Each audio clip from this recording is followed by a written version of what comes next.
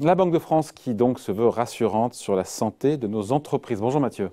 Bonjour David. Mathieu Plane, directeur adjoint du département analyse et prévision de l'OFCE. On a donc la Banque de France, l'institution qui évalue à 6%, il nous sort ce chiffre, 6% des sociétés qui pourraient être en difficulté parce que, évidemment, fragilisées par la crise et qui pourraient être en grande difficulté avec, on le sait, le débranchement progressif des aides publiques. Et on se dit, 6%, au final, c'est assez faible. C'est un chiffre, je veux dire, rassurant quelque part, alors qu'on sait que le quoi qu'il en coûte, le gouvernement veut en sortir manifestement. Oui, le diagnostic de la Banque de France est plutôt rassurant de ce côté-là. Alors, ce qu'il dit très clairement, c'est que on a 224 milliards, je crois, c'est le chiffre qui a été donné, de taux d'endettement des entreprises qui sont suivis par la Banque de France. Mais en même temps, la trésorerie a augmenté de 215 milliards. Donc, c'est vrai que la dette nette, finalement, a assez peu augmenté. Donc, la question, après, elle est plutôt microéconomique. C'est comment, finalement, s'est répartie cette hausse de dette et qu'en ont fait, finalement, les entreprises de cette dette. Est-ce qu'ils l'ont utilisé pour avoir un matelas de confort, en tout cas de trésorerie, ou au contraire, certaines ont pu l'utiliser et afficher des ratios d'endettement. Certes, mais 6%, c'est quand même assez faible au final. Enfin, non, je sais pas, alors, on aurait pu se dire, il faut s'expliquer sur ce qu'on entend par situation délicate, mais, alors, on aurait pu imaginer que ce serait beaucoup plus que 6%. Oui. Alors, c'est évident que le quoi qu'il en coûte a été efficace. Il a été efficace, que ça a limité la casse économique et bien sûr sociale derrière. Et c'est vrai que les ordres de grandeur, 6%, ça paraît assez raisonnable quand on voit la situation dans laquelle, la crise qu'on vient de traverser et qui n'est pas totalement finie. La question, c'est est-ce qu'on mesure bien le risque Est-ce qu'on mesure bien le risque C'est vrai que la Banque de France fait un travail tout à fait sérieux et utile. Il montre bien. Comment elle s'y est pris Justement, pour le coup, la Banque de France, elle a épluché le bien bilan. Sûr. Alors, c'est là où c'est quand même intéressant. Combien de boîtes? Alors, c'est là où c'est intéressant, c'est que c'est ce qu'ils appellent les entreprises cotées au sens de la Banque de France, donc qui sont suivies par la Banque de France et dont elle a les bilans. Et donc, elle a regardé les bilans entre l'avant-crise et, là, je crois, les derniers chiffres, c'est mars 2021. Ouais. Et donc, elle regarde l'évolution de ces bilans. 200 000 entreprises. Mais par contre, c'est 270 000, en fait, c'est des entreprises de plus de 750 000 euros de chiffre d'affaires. Ouais. Donc, on est sur un tissu, effectivement, il n'y a pas que des grandes boîtes, mais toutes les TPE dont on parle, notamment à travers la crise, ne sont pas dedans. Non, ils ne sont pas dedans. En dessous de 750 000, vous avez beaucoup de restaurants, de petits. Donc ça veut dire qu'il y a un biais. Donc il y a un biais. Il y a quand même un biais de sélection par la taille des entreprises, même si c'est quand même assez représentatif. Et donc elle a passé au crible, au peigne fin, en fait, ces bilans d'entreprise des différents secteurs, en regardant en fait l'évolution de la trésorerie de ces boîtes et l'évolution de l'endettement. Donc ça veut dire que et avec ou sans PGE, ça c'est aussi important, c'est qu'elle regarde. Et c'est vrai que pour la plupart des boîtes, en réalité, qui ont pris des PGE, il y a eu une augmentation massive quand même de trésorerie. Donc il y a un risque qui porte surtout sur celles qui finalement ont vu leur endettement augmenter, mais leur trésorerie baisser. Donc ça veut dire qu'en fait, elles ont mangé quelque part leur PGE pour survivre à la crise. Et c'est ces boîtes-là sur lesquelles il y a un risque aujourd'hui. Et c'est celles-là qui sont en situation délicate. Ça veut dire quoi, situation délicate? Est-ce qu'on ne joue pas sur les mots? Est-ce qu'on ne fémise pas? C'est quoi? C'est une boîte qui est proche du dépôt de bilan, de la faillite? Je pense que c'est le risque d'insolvabilité est élevé, c'est-à-dire de ces boîtes-là. D'ailleurs, peut-être qu'on va en parler, mais ça recoupe aussi une étude qui a été faite par la Direction générale du Trésor sur cette question-là, où finalement, alors, ce que dit la Banque de France, c'est que globalement, les boîtes qui potentiellement peuvent connaître des difficultés, c'est plutôt 12-13%, qui se sont endettées et qui ont vu finalement leur trésorerie diminuer.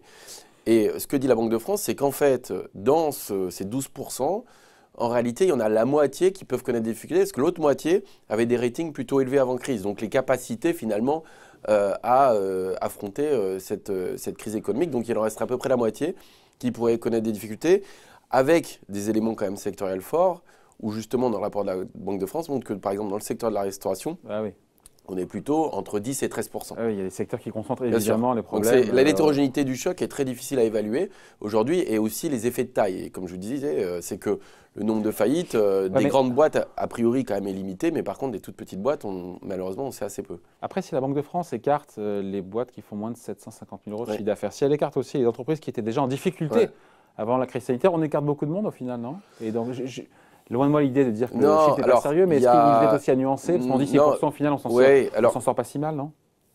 Même si 6%. On s'en sort pas si mal, c'est-à-dire que c'est difficile toujours de le rétablir. Alors là, ça me permet de faire peut-être le parallèle avec l'étude du Trésor qui est quand même extrêmement intéressante sur les risques d'insolvabilité. Ce que montre le Trésor, c'est que globalement, en temps normal, il y a 3% de boîtes qui sont en risque d'insolvabilité par an, toute entreprise confondue.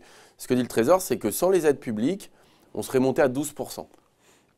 Et qu'en fait, grâce au fonds de solidarité, grâce au report de charges, grâce à l'activité partielle, on serait potentiellement à 6%. C'est-à-dire quand même, on double le risque d'insolvabilité. Et par exemple, dans les PME, ils parlent de 9% quand même. Donc, c'est quand même pas négligeable. La difficulté, c'est plus vous allez rentrer sur des boîtes petites, moins elles vont être visibles, plus elles vont passer sous le radar, y compris des nouveaux dispositifs de prêt participatif.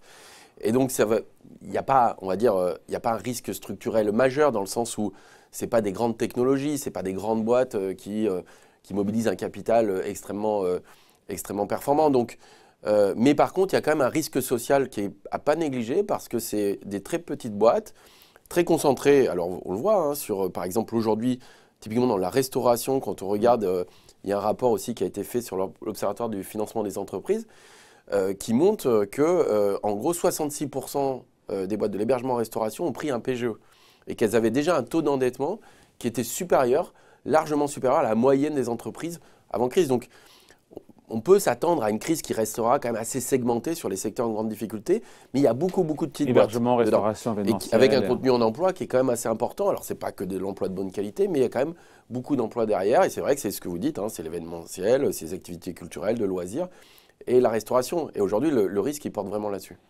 Comment est-ce qu'on fait pour que ces 6% d'entreprises évitent justement la sortie de route? On évoquait il y a quelques jours les nouveaux dispositifs du gouvernement qui vont dans ce sens.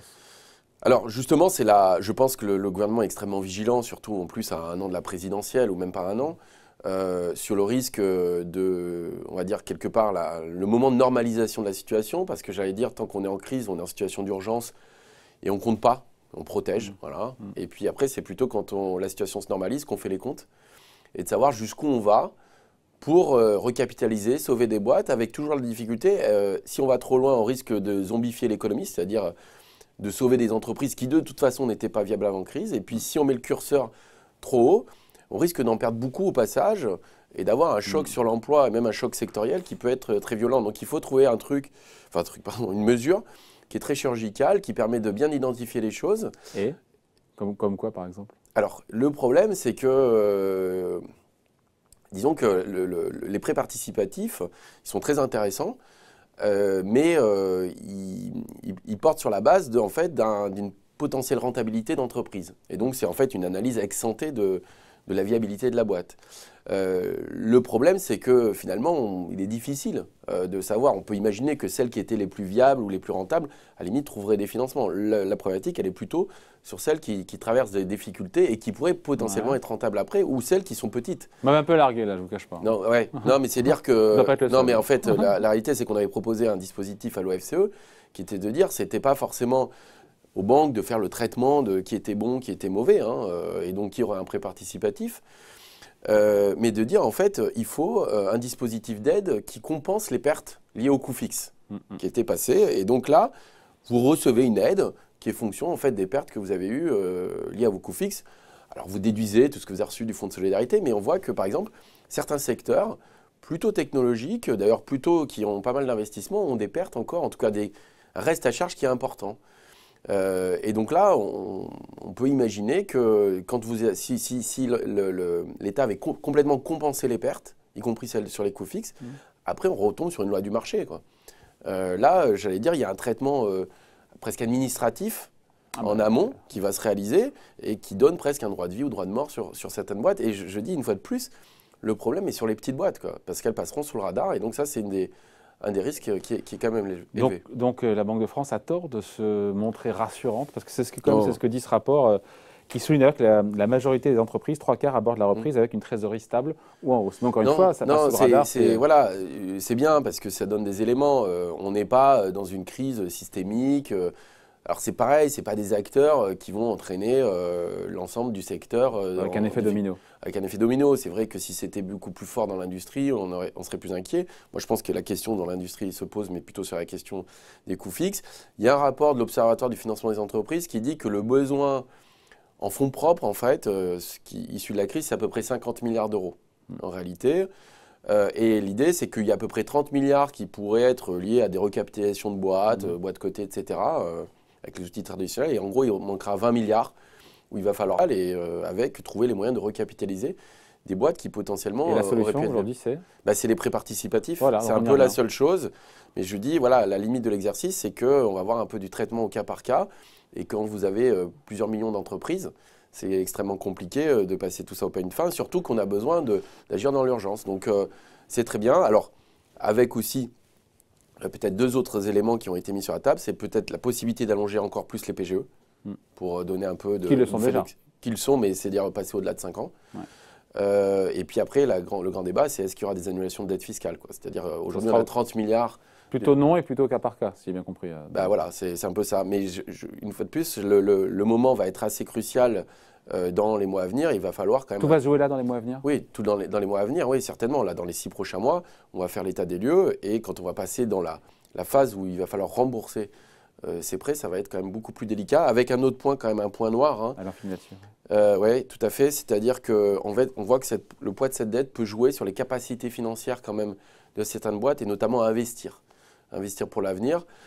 Et donc, la question qui peut se poser, c'est quel va être le lien entre cette dette, ces PGE, cette capacité à rembourser. Il y a la question de la solvabilité, mais au-delà, des capacités de financement pour investir et améliorer la croissance potentielle. Ouais, parce que l'investissement d'aujourd'hui, c'est la croissance de demain. Exactement. Et les emplois d'après-demain, comme disait l'autre. Merci beaucoup. Explication signée Mathieu Plane, directeur adjoint du département analyse et prévision de l'OFCE. Merci. Merci, David.